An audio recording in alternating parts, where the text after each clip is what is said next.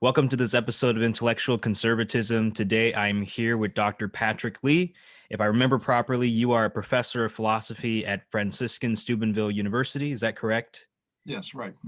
And I have to say that the first time I had Robert Coons on, I was talking to a hero of mine. I was talking to a superstar. This time I'm talking to Patrick Lee, and you're also a hero to me in so many ways because when I was in high school, I was originally a liberal democratic socialist, and reading the work that you did with Robert George, The Wrong of Abortion, that paper just opened my eyes to reconsider my position entirely. And gradually and surely that led to me becoming conservative and eventually me becoming Catholic, a few years later. So, Dr. Lee Patrick, you're a hero to me. I don't know what else to say to you. Thank Thank you you. very much. Yeah, well, God bless. Yeah, thank you very much. All right. Well, I mean, the first question that I have on the document is basically, I noticed the other day that on Facebook you had a post about the metaphysics of the embryo, and I Yeah, thought it would be a good discussion to have, especially okay. since that was what helped me kind of become pro-life. So I Mhm. just want to start by asking you then, is there a scientific consensus on whether or not life begins at conception? And maybe you can walk us through like the basics of embryology, what's a zygote, what's an embryo, what's a fetus, and so on and so forth. So there is I think if they get clear what the question is, there is a scientific consensus. The question being, is there a new human individual? Is there a new human organism uh, at fertilization, or at least just after fertilization? And there is a scientific consensus on that. All the standard embryology books, the standard developmental biology books indicate that when the sperm or spermatozoon penetrates the ovum, uh, once that occurs, the sperm ceases to be, the ovum or the oocyte ceases to be, and then you have a new cell, a single cell organism there. But within that organism, that new cell, that now called a zygote, are the chromosomes from the oocyte and the chromosomes from the sperm uh, are now traveling together, and then they're beginning to intermingle, and then all of that together provides and then some other epigenetic factors also, but the genes within the chromosomes mainly, and then also other epigenetic factors together with that, provide the program that guides or sort of coordinates the development of this new organism uh, on through different stages, predictable and regular stages, on through all the way up through the maturity, to different levels of maturity. All it needs after that is a suitable environment and the absence of disease or accident, so that this new being, which is actually now at that stage male or female, so this new being, he or she, all he or she needs is a proper environment to actively develop herself or to the mature stage of a human organism. What the next 3 to 6 days, the next 5 or 6 days, the embryo, the zygote, begins to develop, grow by cell differentiation, a regular, predictable, timely, in terms of we know, that it's going to be about every 12 or about every 24 hours, there's going to be a cell division, or it will double in the number of cells within it. The first several days, it won't develop, it won't grow in size, but it grows in cell division. And those first 5 or 6 days, it's traveling down. It will travel down. The fertilization occurs within the fallopian tube or the uterine tube. It's called the uterine tube or fallopian tube, in the ampulla of the uterine tube, and then it travels down that the fallopian tube and then falls into the uterus and will implant on the uterus.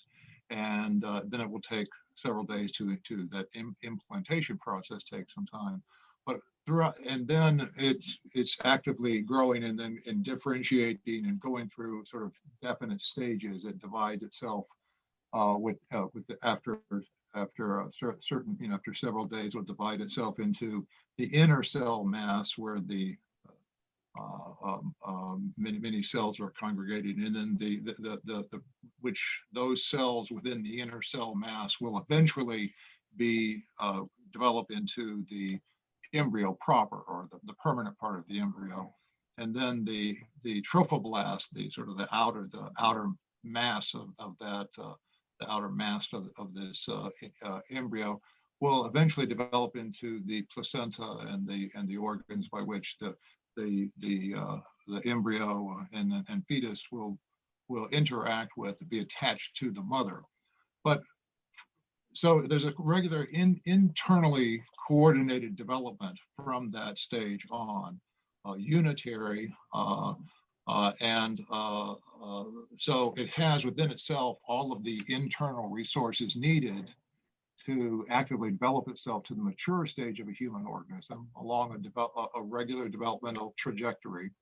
And so that's evidence, that's the evidence, I think, that embryologists look to and say and indicate that, well, yes, this is a new human organism. It's a new organism. It's not that it's no longer before that you had the a sex cell from the mother called the oocyte, a sex cell from the father called the spermatozoon. Once they fuse, then they cease to be. You have a new organism, a new individual. Then it's growing in its own distinct direction. It's not contributing to the well-being or survival of the mother. The mother is not sort of giving this baby, is providing environment, but the mother's the maternal organism there is not providing it the instructions that guide its growth, its development. If you put another kind of cell within the you attach another kind of cell in the uterus, it's not going to do what a human embryo is doing. So the human embryo does need a certain environment, or a proper environment, but the internal direction of the growth of that organism is coming from within. We can see that by contrasting it with something else that would be implanted. And so it's distinct. It's not a part of the mother. Of course, it's not a part of the father. And it's also nothing occurs between fertilization and birth and after birth that could be the cause of the coming to be of a new human organism. Nothing occurs there that changes the trajectory. That's rather the trajectory of development is determined from within, not by any external causes that could do that. Implantation is needed to receive oxygen and nutrients from the mother, but the instructions, the determining instructions for the sequence of development is coming from within. And so this indicates that this is part of the evidence that indicates that this is a distinct living and human and whole, complete, albeit immature, a member of the human species. And I remember too, there was a scholar, I think, at the University of Chicago, and I think he did his dissertation on the question of, is there a scientific consensus? And I think he found like 97% of embryologists agree that life does begin at conception. So do those numbers kind of match what you've seen in the literature so far and what you've read, about 97%? Right. I mean, I think what sometimes you'll have, I think there will be there will be biologists who will say, if you ask them, okay, is this a human being? And they will say, no. No, wait a minute here, and then they have, sometimes we'll have various arguments. So, I mean, I have had discussions with biologists who have sometimes said, no, it's not a human being. But I think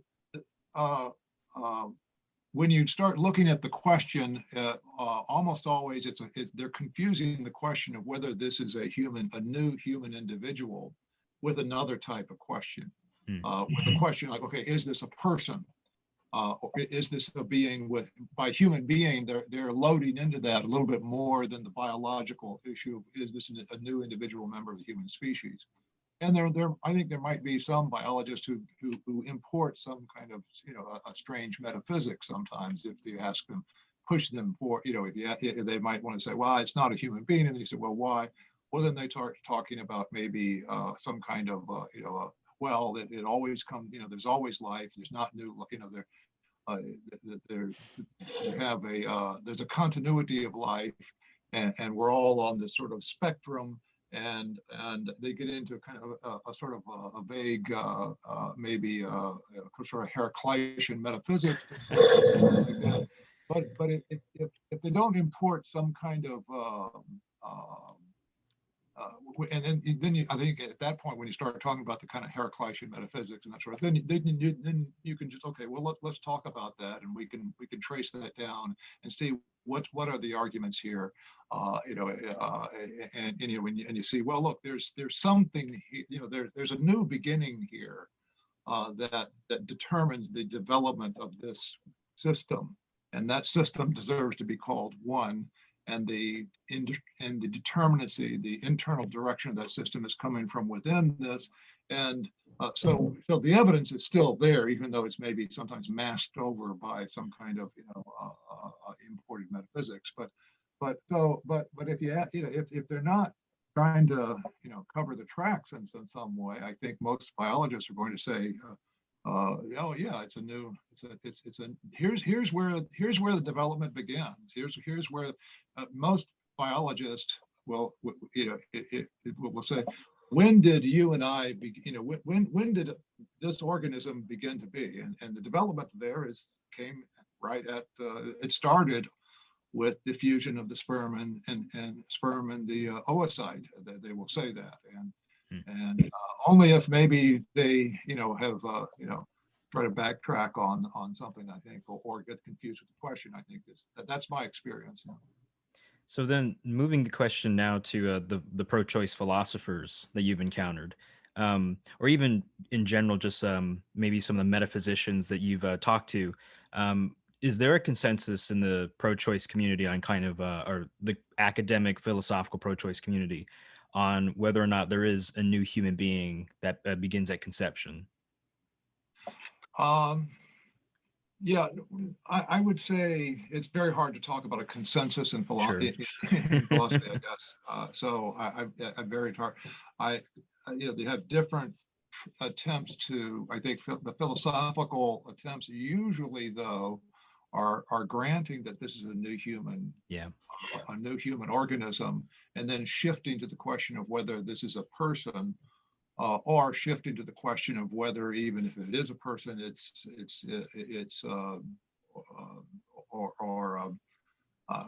whether we have a duty to provide life support for the baby, but or for the fetus. But so I think that it's very hard to talk about the consensus, but my experience has been usually they won't, usually within philosophers are going to zero in on a question about whether it's a person or not, or whether or whether we have duties toward this being. Yeah, if I remember properly, people like David Boonen, Peter Singer, Jeff McMahon, I think they'll focus on the question of personhood, of course, but I think they also agree that, okay, yeah, you have like a new individual human being or organism here, but that's not the morally kind of relevant data point, so to speak. So is that did I characterize those thinkers properly from yes, what you were those, yeah, they would say, yes, it's a human organism. Peter Singer, for example, is quite clear on that. Jeff, all of those individuals you mentioned, quite clear on that. Yes, it's a new human organism, but they would say it's not a person, or even if even if it's a person, they might say, well, like David Boonen would say, but we don't it's too much of a sacrifice sometimes to make to support this baby. Um, yeah, so there's sometimes I think maybe Sandel, had an argument to say, well, it's sort of a gradual development, and then it's sort of arbitrary where we're going to. It's like a heap of sand. Well, when or a beard. If you're growing a beard, when is it that you have the beard? Is it like the Hallmark? The Hallmark individuals are. Do they have beards? They have the Hallmark half beard is sort of the actors on the Hallmark. They always have sort of a 7, I guess 7 p.m. shadow or something. I don't know, but do they have a beard? But in any case, the beard or the sort of the vagueness issue about certain things. But those I think are again, those are metaphysical questions which are important. And so I think this is why I think it's sometimes you have to go back to the issues about, okay, well, are we talking about, when we're talking about an organism, are we talking about a process? Are we talking about an aggregate? Are we talking, are we talking about a substance that persists through time? So sometimes, though, those are important questions. So, I mean, that actually naturally leads to the next question, which is, you often hear people talking about, well, it's just a clump of cells, right? And you'll see the picture of the cells dividing and differentiation occurring, and they'll just say, yeah, I mean, like, look, that's not a human being. That's a bunch of cells just splitting and dividing. There's nothing there, so to speak, or there's not a human being there yet, right? How would you respond to the clump of cells objection? Yes. Well, I mean, I guess, that could mean different things, but if someone says, well, look, that's just a clump of cells, the fact is that literally speaking, that could be said of any organism. That could be said of you and me. You could say, well, I'm just a clump of cells. I am a clump of cells. But the point is that I'm a clump of cells that's unified in such a way that the actions are attributed to one individual composed of many cells. But the actions of growing, the actions of nourishing itself, the actions of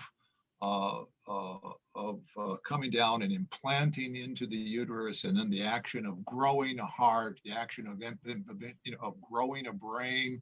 These are activities that have to be attributed to not just a clump of cells, but I mean, in a way, a clump of cells, but a unified clump of cells that is performing actions. So it's like any material substance. If you look at a dog running, chasing a rabbit, that's a clump of cells. That's a group. It's a composite group. But what makes it one entity, so that, and we know we can predict what the rabbit moves to the left, we can predict that the dog will move to the left, and the rabbit moves to the right, and we can predict the dog will move to the right. Why? Because that group of cells that the dog is unified, and there's a center. There's a center of activity. It's a group that's acting as one, and it's the ground of our predicting what that group, what that composite entity is going to do. Well, the same thing occurs with, of course, with an infant. We say, well, this infant, this is just a clump of cells. Well, it's a unified clump of cells, and we can predict that the infant will start crying when it gets hungry. We can predict that the infant will move toward the breast, and that there are certain activities we can attribute to this group. And that's the basis for our saying it's a one. The baby, the 6-week-old baby, the 6-week-old infant is one entity. It's composed of many things, but it's performing, what we see it, we know it's performing unitary activities.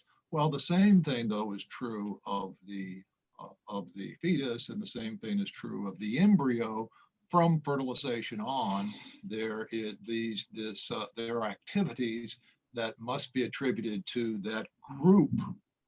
The composite composed of those cells, the implantation, the hatching, the shedding of the zona pellucida, the division of itself into the inner cell mass and the trophoblast. All of these activities, these regularly predictable activities must be be attributed to the group of cells as a whole, as a single entity, rather than as just a mere aggregate.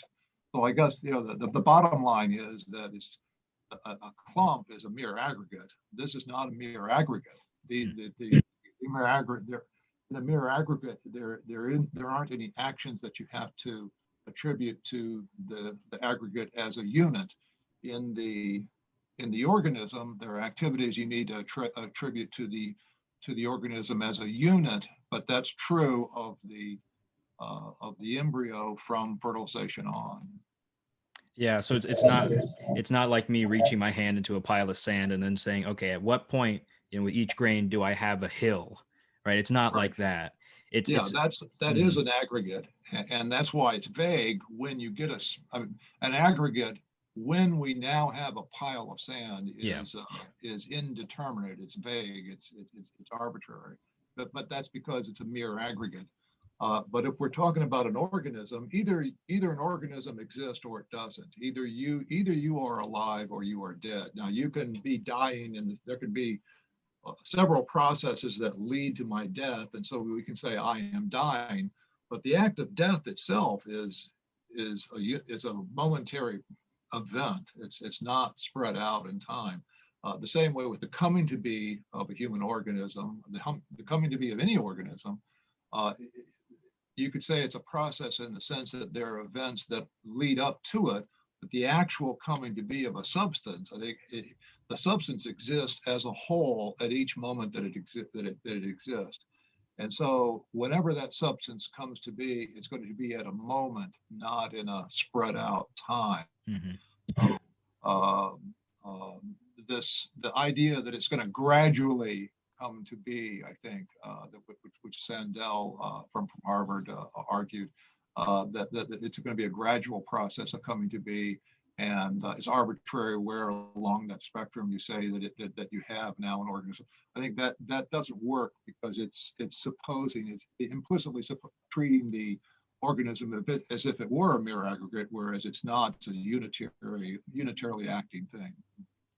Right. So now let's suppose that I take like a cell from my finger, or and then I can send it to a lab at Cambridge, and they can grow a new human being, right, from just my cells, or well, I mean, wouldn't so the objection that I've heard is that wouldn't your position to make one of my cells, technically speaking, an individual human being, Yeah. right, Yeah. or something along those lines? Wouldn't you make somatic Yeah. cells individual human beings? Yeah, I mean, the idea is, I guess you've got, yeah, so we've got trillions of cells. You could take the skin cell. Now you need to.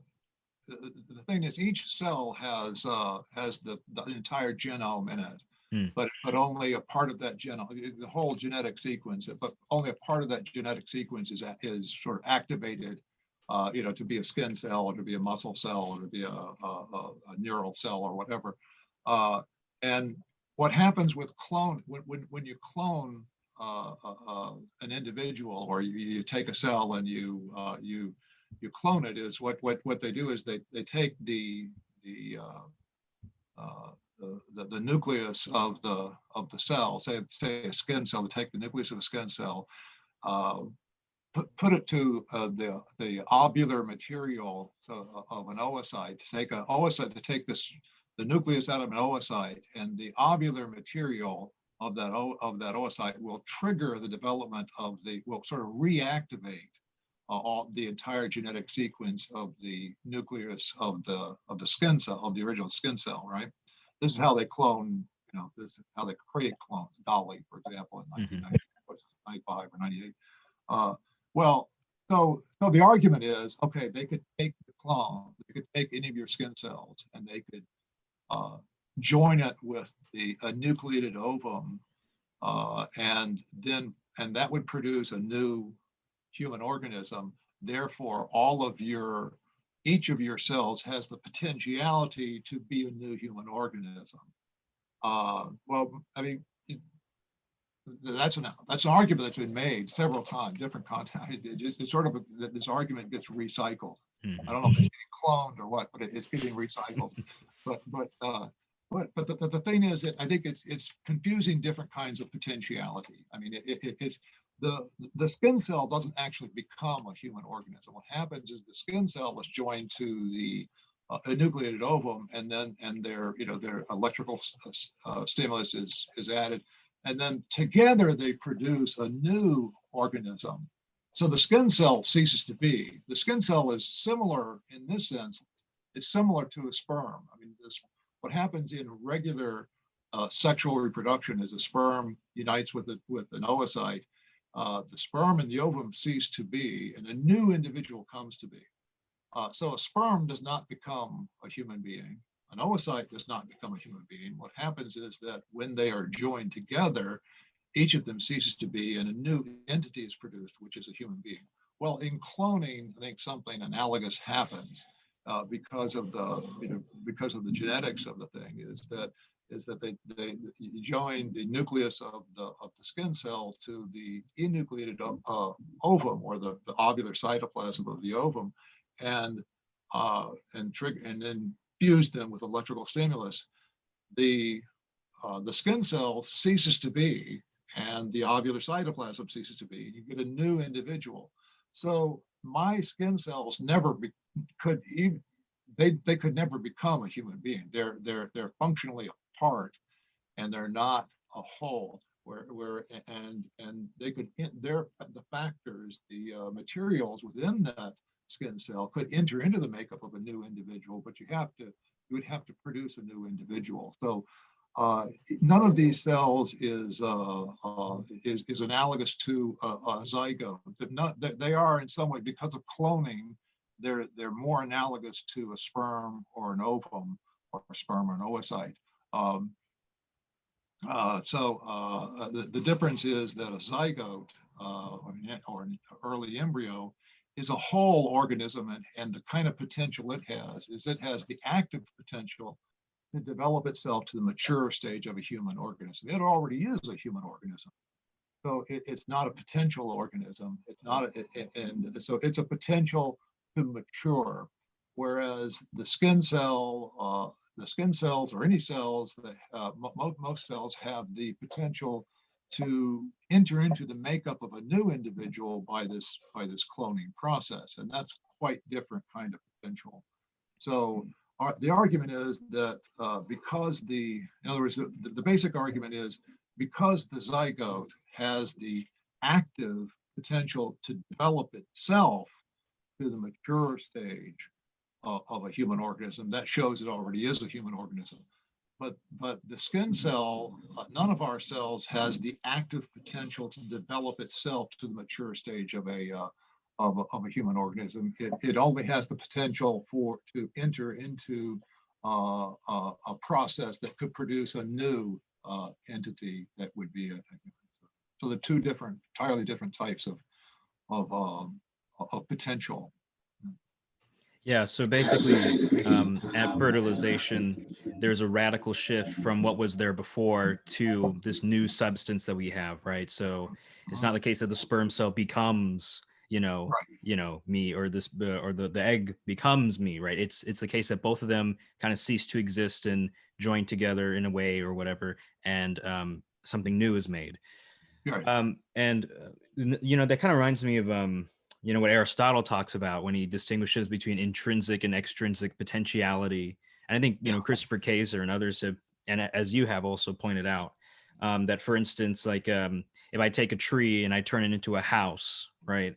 That's something Right. I have to kind of impose upon the wood and put it into its different pieces to make the house, right? It's not an Right. intrinsic potentiality. Whereas like I think Aristotle actually uses the example of a horse embryo, to talk about how that is an internally directed biological organism, that is growing, right, as in accordance with its nature towards a certain direction of growth, right? Right. Right. Um, yeah, so I thought that was a very useful distinction, and yeah, I don't know. I find it kind of strange. I mean, do you still hear people making arguments, or is it still quite popular for them to deny that, for instance, well, am I the same substance that was formed in my mother's womb? So, for instance, suppose the substance becomes a person eventually. Okay, whatever. But am I at least is there still a debate on whether or not I'm still the same substance? Individual, yeah, Yeah, yeah. sure. Well, I mean, there can be. I think there was there was a doctor that a few years ago argued against the HHS had come out and said that they were, you know, they were going, they used to talk, they referred to embryos as human organisms, and he got upset and wrote something on this. And so Melissa Muscella and I wrote a reply to this in public discourse. And his art, you know, one of his arguments was that was that it's more like it's just really a process here, and you don't, you know, it's a gradual it was more like the Sandel argument. So but yeah, so I think, you know, sometimes there is sometimes a denial that, yeah, there is an individual there, but on the other hand, I think I think more frequently it's not so much that, but more frequently it's an admission that yes, there is it is the same individual throughout, but then it's not a person, you know, until later on, and it's only persons that we have to respect, something like that.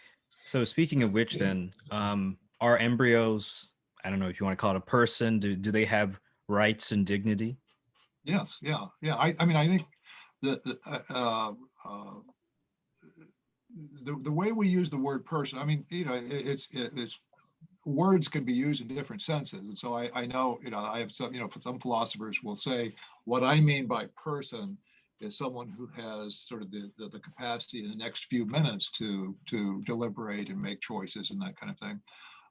So I'm not, you know, I'm not saying that's a completely improper use of the word person, but I think the way we use person usually is just similar with personal pronouns, you know, the I, the he, the she, and the if you say, you know, that was, you know, my mother was carrying, you know, my mother was carrying Colleen when she was in the womb. You know, it was, you know, the she and the word there, you know, referring to the thing. I think the word person really should refer to the thing that I am. Okay. And the thing that I am continues to exist if I am not conscious. You know, of course, when I'm asleep, but also if I were in a coma, it would still be me, even though I could not I could not immediately exercise all of my basic capacities. So the way I define person is, I think, you know, to link it up with that, the way we use personal pronouns, and it's perfectly proper and perfectly true to say, okay, that was me in my mother's womb, you know, decades ago. You know, and that was, you know, that was my daughter. My wife carried my daughter, and my wife, you know, carried my, you know, my son. You know, those babies. It wasn't some other organisms from which they emerged. It was they themselves that were there. So I think that's the proper use of the word person, is that. So, but if we ask, so philosophically, I would say what I mean by a person is a substance of a rational kind. You know, basically the Boethius who defined person as an individual substance with a rational nature. So but it makes sense. Okay, the person is what? It's me. It's the thing that I am, and the thing that I am. And if we're talking about a human thing, it's a rational being, but it's also in a human thing is a rational animal. Now, because I'm an animal, I came to be when this animal came to be. Because the kind of animal I am is a rational animal, it took me some time to actualize my basic capacity for rationality. But it was there from the moment I came to be, that basic capacity. I was developing myself to the stage at which eventually I would reason, deliberate, make choices. It wasn't some other thing that made the choices that other than the thing that came to be, that was growing within my mother's womb. So I define the way I think that the proper way to define a person is to say an individual substance of a rational nature. And that individual substance of rational nature, in the case of a human, an animal, is a rational animal. So it comes to be when the animal came to be. Now, when did the animal come to be? Well, when the spermatozoon penetrated the ovum, then you had a new structure, you had that new thing, and then it had from that point on, it began to develop itself to the point where it would reason, make free, deliberate, make choices, and so forth. Um, so I think it is. So I think it's proper to say it is a person. Now, from the ethical angle, so that's kind of a metaphysical point. The ethical angle is, well, do we owe this being? So it's the same being. I'm the same being as was in my mother's womb, decades ago. But do we owe that being that's in the womb respect? Should we take account of it, of its welfare? And I say, well, yes, because I should care about myself and also things that are like me. But it's the thing from the moment it comes to be that is being fulfilled or being possibly harmed. And so, yes, I think it also has basic fundamental rights. What the basis of my having the basis of my having fundamental rights, I think, is not any characteristics that I happen to have in addition to just the thing that I am. In other words, what makes me valuable, I think, as a subject of rights is the thing that I am, not sort of additional, not my intelligence, not my height, not my age or whatever. It's the thing itself. And so if it's the thing itself that's valuable, then whenever that thing comes to be, that's when it's valuable. That's sort of the basic argument. Right. So you would say that to exclude the embryo, right, from moral consideration, it would kind of be done on arbitrary or even self-defeating grounds. So that if you say that this embryo is not a human being or a human person with rights, then you could basically take the same reasoning and use it against yourself and say, well, then, you in a sense don't have any rights. And if you say, well, no, but I'm going to say consciousness is the is the moment when we have a human person or a moral agent or moral subject, then you would say that, well, on one hand you would say that's arbitrary, but on another hand, like there's the possibility that for instance, self-awareness doesn't occur until months after the infant is born, right? Yeah. So then you would have to be open to infanticide, as Peter Singer has openly said. Yeah. um I mean, I think the first point I think is that there's really not anything of moral, of sort of moral significance that a newborn is doing that the unborn baby wasn't already doing. I mean, what's it? He's not yet self-aware. It's going to take him months to be self-aware. If we count that as moral, I think it is morally significant that we have the capacity, the basic capacity for self-awareness and for self-direction. I think that's what distinguishes us from other animals. But I think it's the basic capacity that belongs to us in virtue of being the kind of thing that we are that makes that difference. But so the question is going to be, well, uh, um, is that true that the basis for my needing to care about this other person or this other being is the kind of thing that they are, or is it sort of their immediately exercisable capacity? In other words, it's true that the embryo or the fetus cannot right now uh, reason, deliberate, direct, sort of direct in the sense of consciously direct his or her life.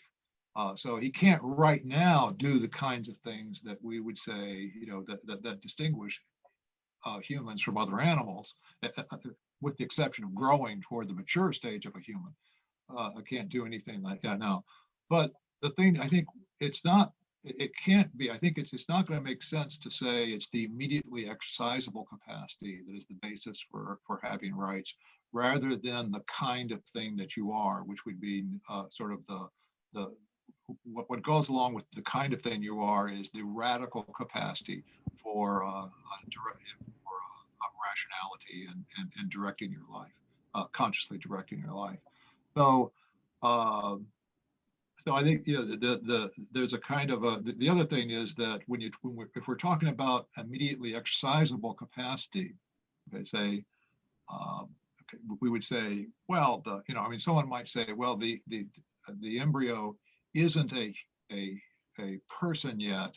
It's the same individual as that will later walk and talk and so forth, but it's not yet a person because this he doesn't have the capacity for reasoning. They can't say it's because he doesn't reason, because someone who was asleep is not reason. It can't be. It has to be a capacity. Everybody admits that. So the question is, but how close of a capacity it has to be?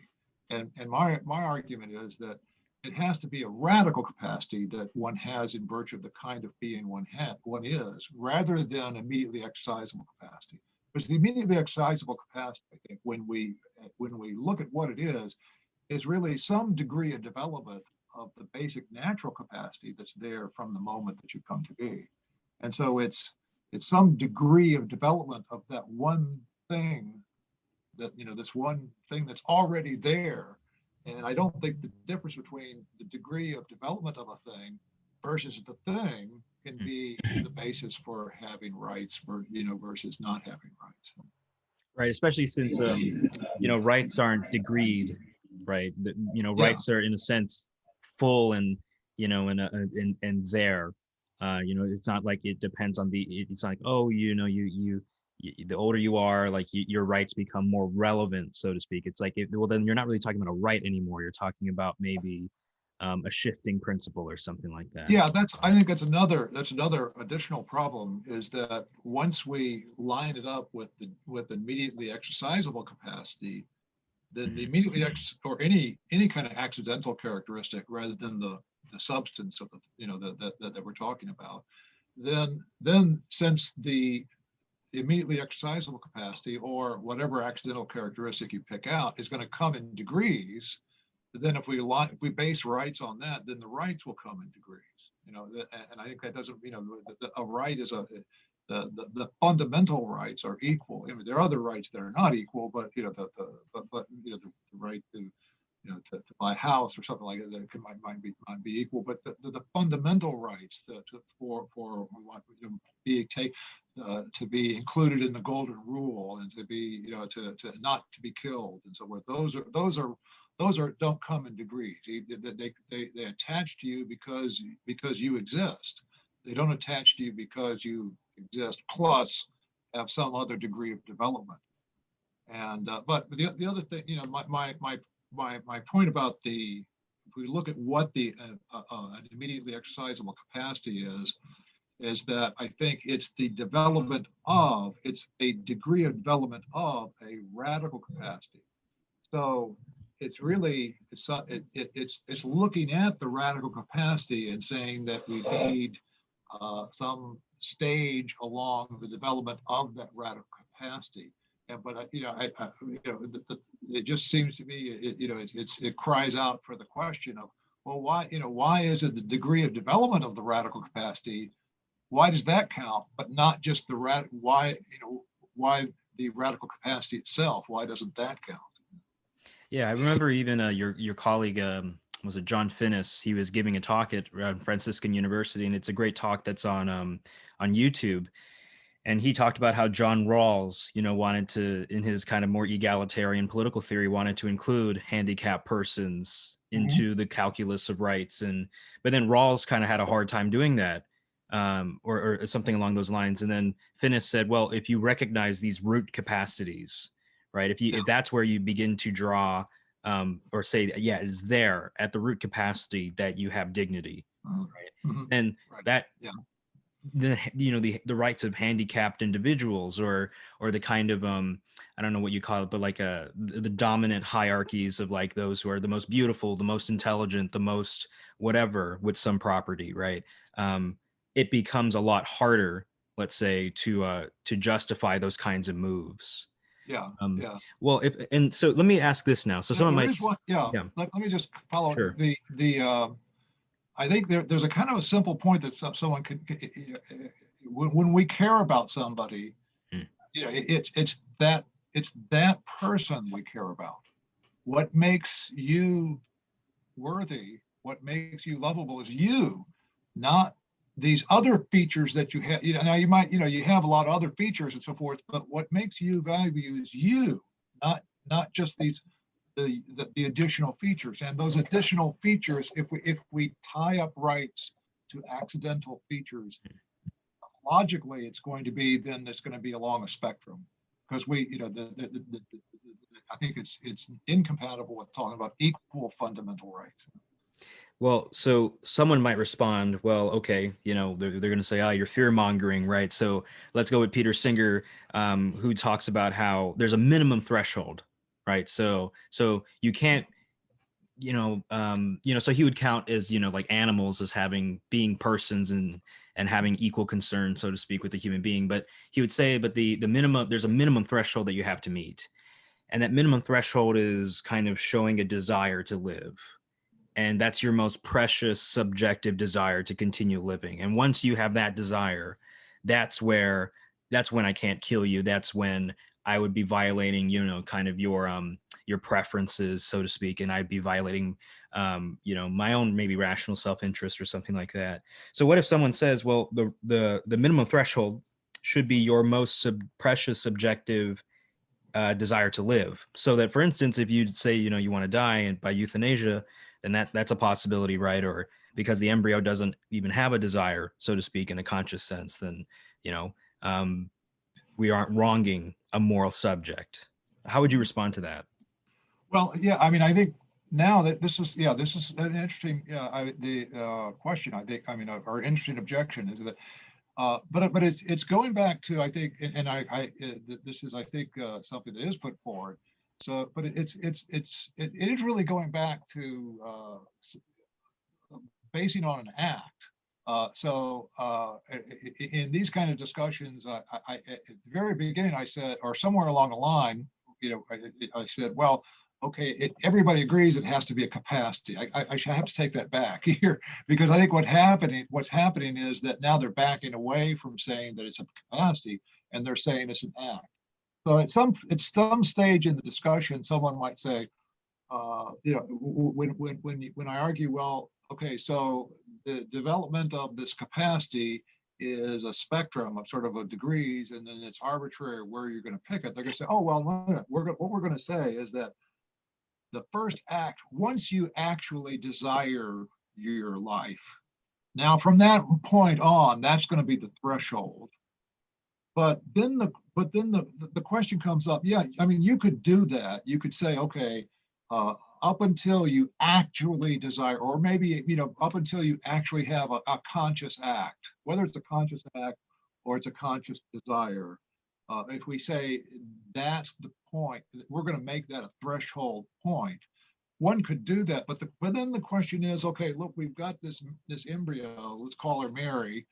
Mary, the embryo. She, at 5 o'clock in the morning, she gets this desire to live, or she has this thought, or this, this conscious desire in some way, or conscious act, whatever, at 5 o'clock in the morning. Well, then does that mean that at 4:55 she was not worthy? She was not, it's the same. Mary, the embryo, at 4:55 is the same individual as at 5 a.m.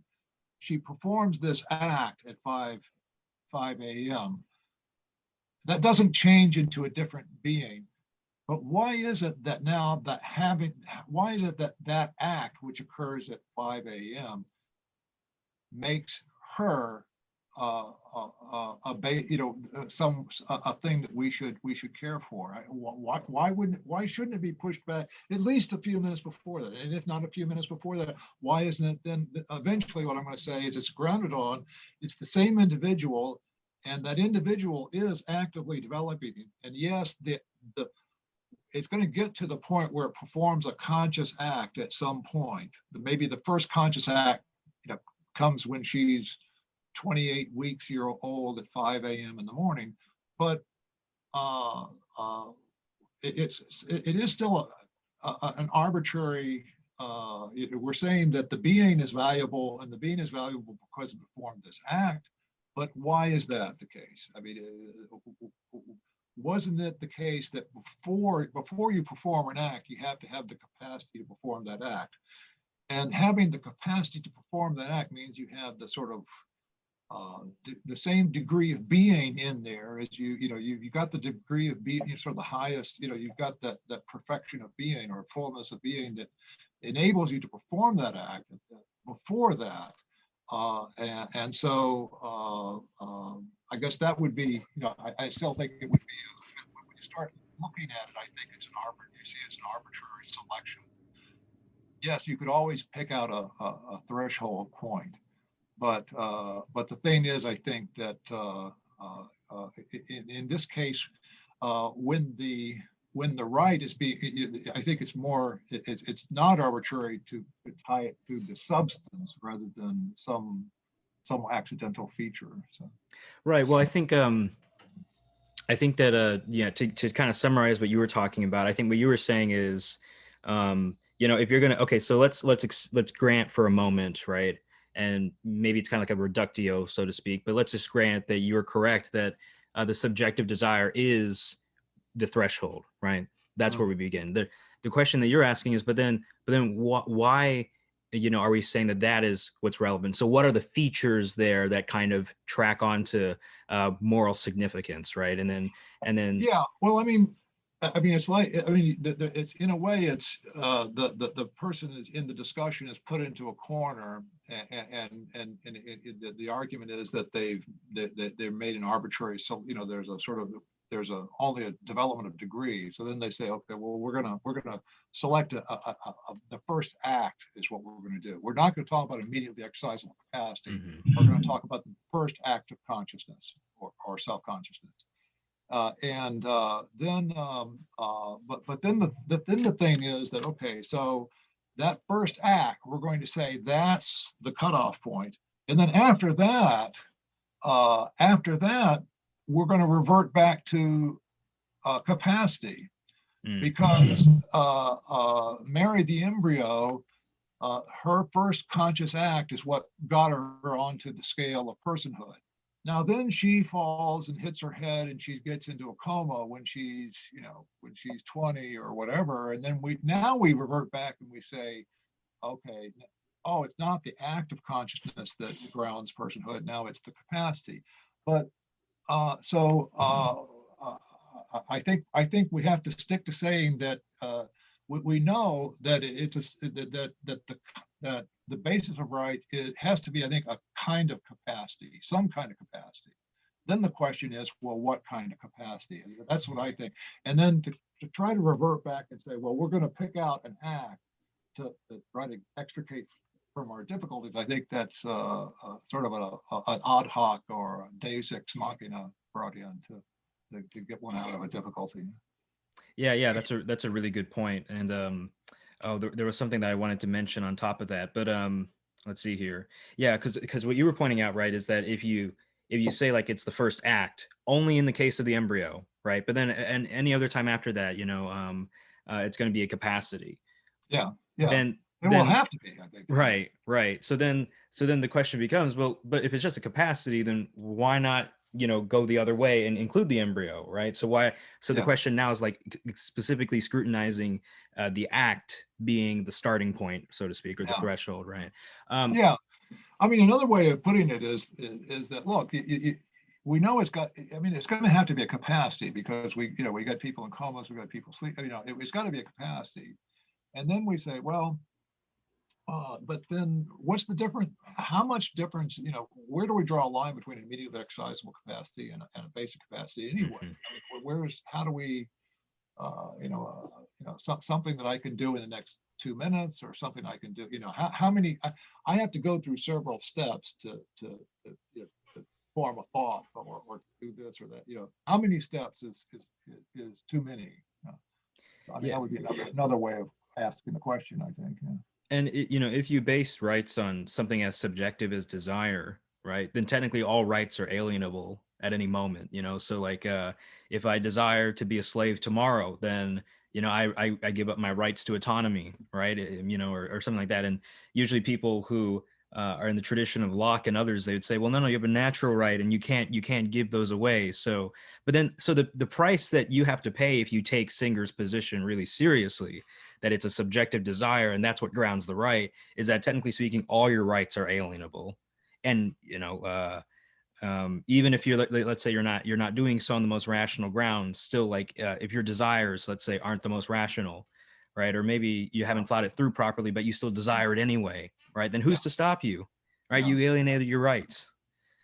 Yeah, well, I mean, I guess, yeah, you could try to have something like, well, ideal desires, but Yeah, yeah. the kind of desires that you would have if you were a rational being or something. But then I think, then the question would be, if you're saying that if you get into kind of like subjunctive desires, okay, that say that we're not going to kill the teenager, who was dumped by his girlfriend, doesn't desire life anymore, because he would desire life if he had if he was more rational. But that's also true of the embryo. The embryo would desire life if Yeah. she was more developed, or if she was thinking straight. Of course, she can't think straight because she's too young. Hmm. But then you might try to line it up. I think David Boonin does something like this. Well, we're not going to talk about the desires that they would have, but that the kind of grounded, whether they have desires at all. I think it's very difficult to tie it to desires. Yeah. Yeah, especially since Aristotle talks about one way to know that something is living, if it resists, so to speak, the organism resists its own entropy, right? Its own death or Yeah. demise. So even Yeah. if an embryo doesn't consciously have a desire, we can see, to use I mean, like, teleologically speaking, right? It's tending towards life. It's tending towards development. If you try to harm the fetus, then it's going to try and repair itself or try to fix itself, or so on and so forth. So it's tending towards life. But Yeah. I guess, like, it's not conscious desire, right? It's Right. just a Right. kind of, Yeah. yeah. Yeah. Yeah. But I mean, that indicates, I mean, I mean, there's that continuity is evidence there of it's the same, that's the same individual there. And then we're back to this whole thing, do it's uh, uh, if I'm in a reversible coma, everyone admits that if I'm in a reversible coma, I fall and hit my head and I'm in a coma, and they say, well, he's going to come out of it. Um, but maybe when he comes out of it, he won't remember who he is. But everybody admits that I still have rights. The rights aren't based on my conscious desires. They're even not even based on past conscious desires, because maybe those past conscious desires are not going to return. They're based on the fact that I am the being that has the basic capacity for that. If I got to the point where you say, well, there's no way it's ever going to, then we're not sure whether it is the individual there. Yeah, and I've noticed too that even for people who advocate, like, ideal desires, Yeah, even if you advocate that position, you're going to need to talk about teleology and, like, proper function, right? So what would right. someone desire with proper faculties and so on and so forth? And then, yeah, I Mhm. mean, if we get to that conversation, then I think it's pretty easy to get to saying, well, if the embryo was properly functioning and was at the sufficient capacity, right, Yeah. then the embryo would desire. So then, so Mhm. on and so forth. But let me Right. let me ask you three more questions, and then we can wrap up this episode. So Okay. the first question I want to ask you, or the first of the three final ones, is I hosted a debate on my channel between Benjamin Watkins and Christopher Kaiser. And Watkins was, a pro-choice advocate, and he conceded that he believes infanticide is okay, and that even, you know, months, after the child is born, it's still not a moral subject, right? So his criterion was self-awareness. How do you deal with someone who just says that they believe in infanticide, that that's okay? Or even we I asked him a question too on what if someone is like 10 years old, biologically speaking, right? But they didn't really have like sufficient faculties with for kind of like desires, right? So would you also still believe that that person could be killed? And he said yes, right? So Mhm. how would you I mean, how do you Well, deal with that? I think, I guess I think it helps to talk about someone who's in a reversible coma. So, I mean, and this occurs all the time. And you know, if someone you know falls on the ice, they hit their head, and they're in a coma, and they're going to you know it's not an irreversible coma, irreversible because someone might say, well, it's not a human being anymore, but or they don't have rights. But I think that we would say, is it okay to kill this individual? And I think we would say, no, of course not. But it doesn't have the immediately exercisable capacity for consciousness. It doesn't have the immediately exercisable capacity for deliberation and choice. But it is the kind of being that has that radical capacity. But that's true of the human embryo and the human fetus too. Listen, can I take a moment and just come back? I need to use the restroom. Oh yeah, sure. I'll pause real quick. Oh. All right. So my next question concerns tough cases, right? So, I've run into some cases that have kind of given me pause on the issue of abortion, and so for instance, I know of one case. I talked about this with Christopher Kaiser, but I'll mention it again. It's when the birth canal is too small in the woman, and then the head of the child gets stuck, right? And then sometimes you have to crush the head of the child in order to save the mother's life. What kind of pregnancy is that called? Or what kind? Well, the procedure that is called a craniotomy. Yeah. With the child is suffered from hydrocephalus, so with the skull becomes too large. Usually, nowadays they can do a cesarean section. Yeah. So, I mean, it's one of those. It's a case that sort of almost like a theoretical case. I guess in the developed developed world, it's you can do a cesarean section. I guess in other parts of the world, they may not be able to do that still, or there might be situations where it's not where a cesarean section is not possible. But there, yeah. So in the procedure that is talked about in that situation is called a craniotomy. I think so. I mean, is the question whether that's? I think that usually there's I think that the cesarean section is that, but I would say, I mean, in general, I mean, there are situations where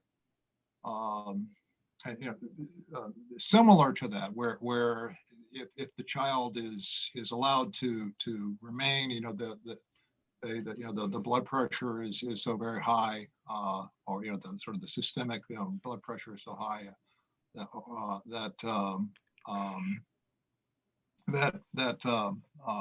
it can become dangerous to the mother's health, or it can get into it. If they got into it, sometimes they might get into a situation. This isn't very. It's almost not.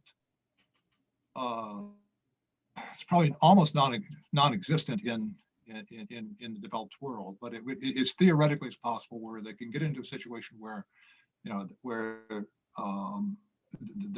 if they don't do anything, if they don't remove the baby, then both mother and baby die.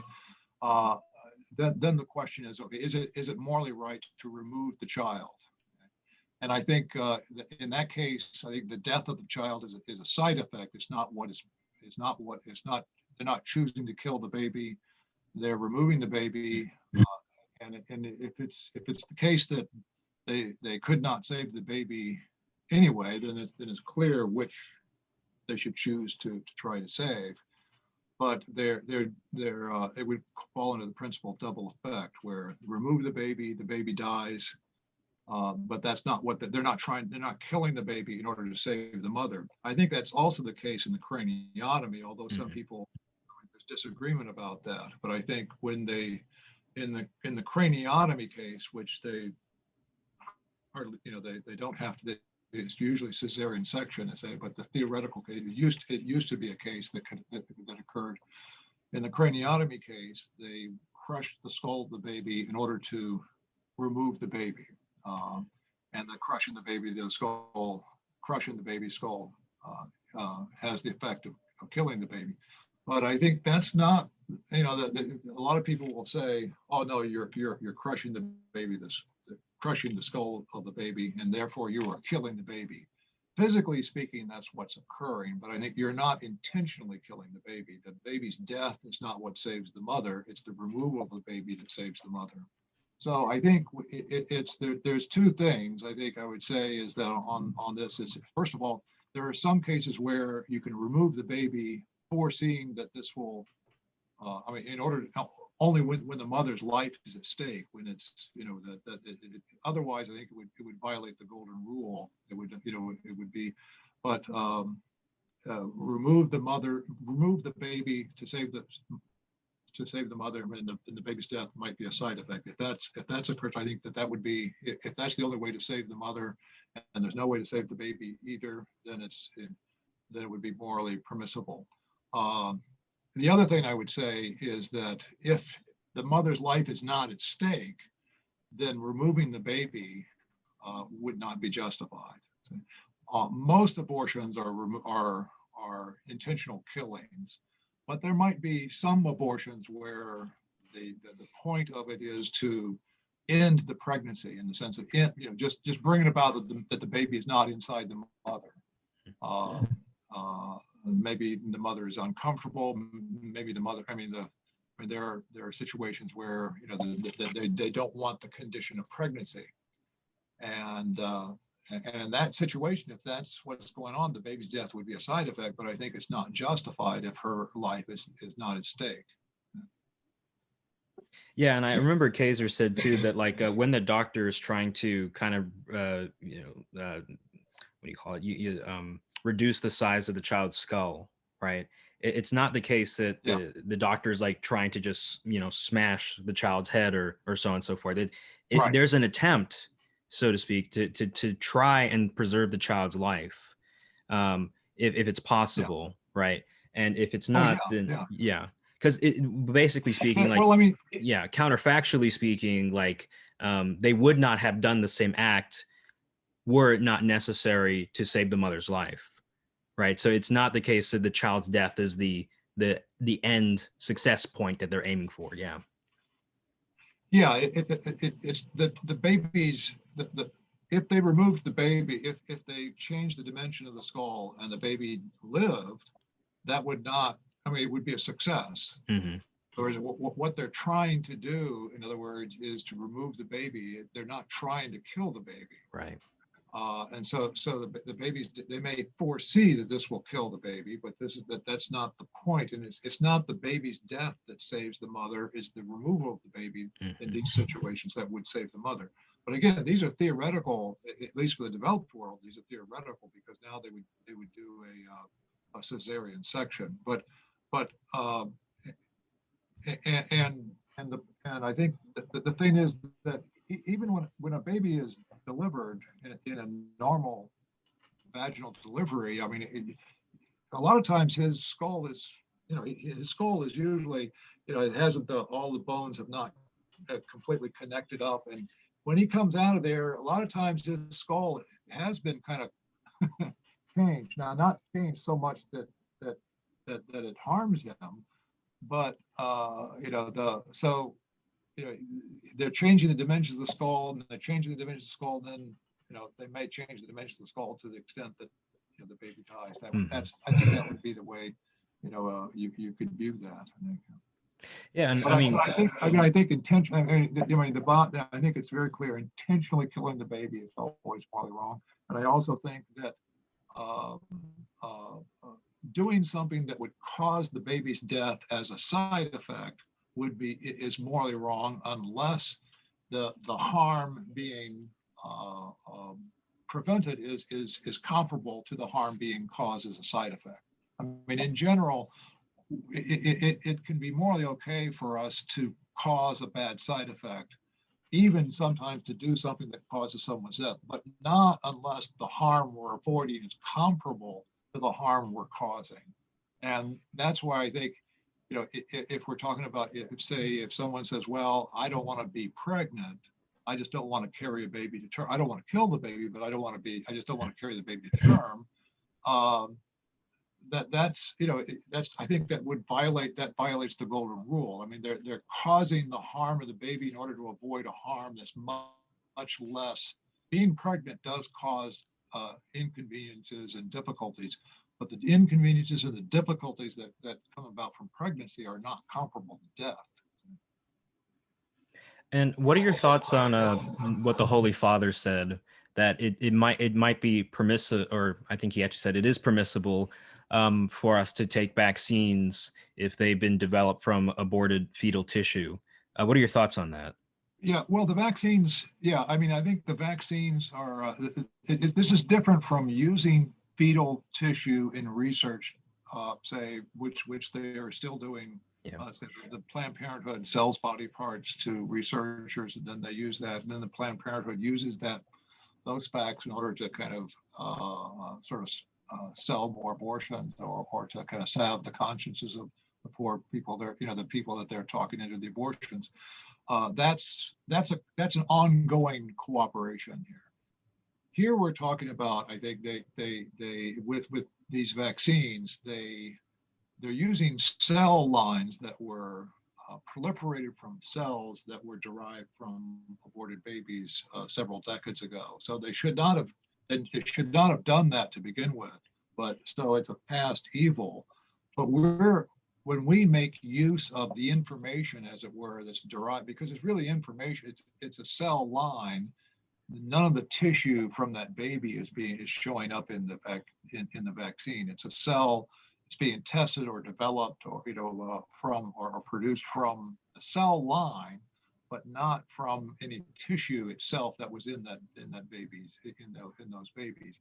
Which so it's a very indirect connection. But I guess what I would say is it's not the question is whether we're cooperating with moral evil.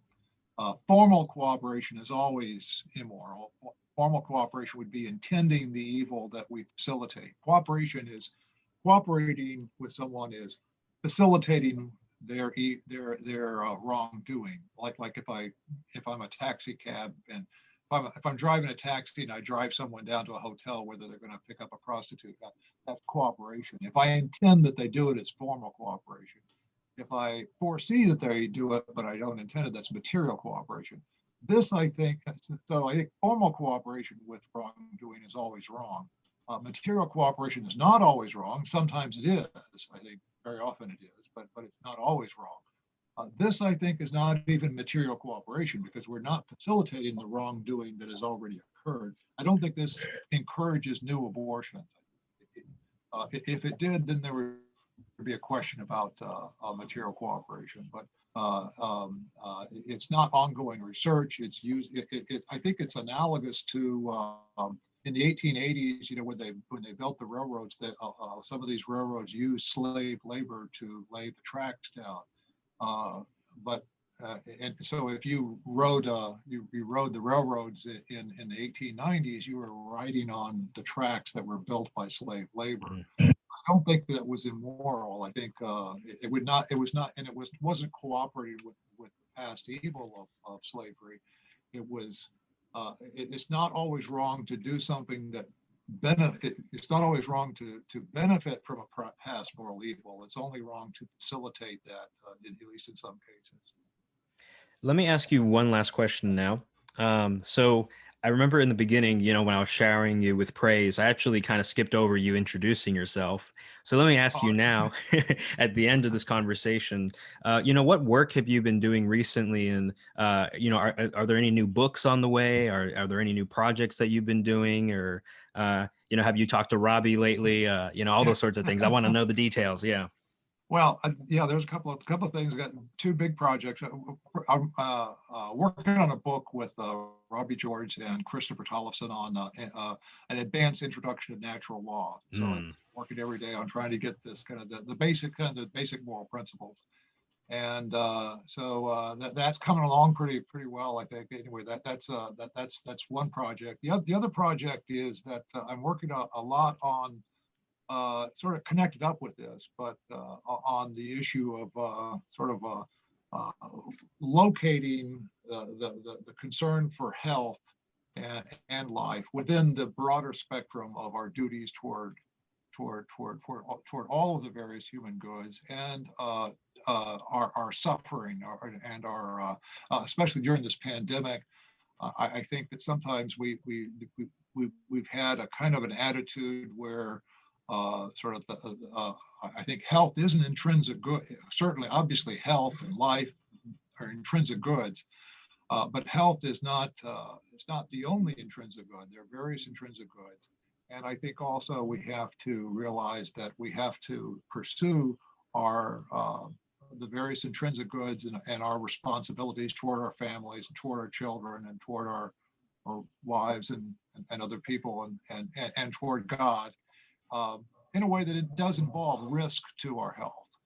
And so I'm looking at this context of what is the proper attitude toward the relationship between concern for health, for example, and also willingness to suffer and willingness to take risks. So I'm working on a couple of articles on that.